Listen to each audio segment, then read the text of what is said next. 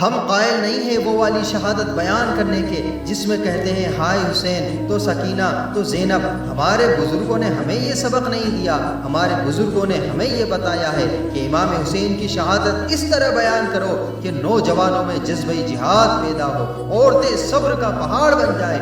इस तरह एक बात ज़रूर जहन में रखें, ये जो लोग कहते हैं बड़े मजलूम थे, पानी नहीं आ सका, ये हुसैन इब्ने अली है। ये हुक्म देते तो फरिश्ते भी आ जाते, हुक्म देते तो सारी दुनिया की फौजें आ जाती। और सुनो, अगर जनाब इस्माइल के लिए दुम्बा आ सकता है, वो तो इब्राहिम के बेटे थे, ये तो मुस्तफ़ा की औलाद है, इनके लिए क्या कुछ नहीं हो सकता था।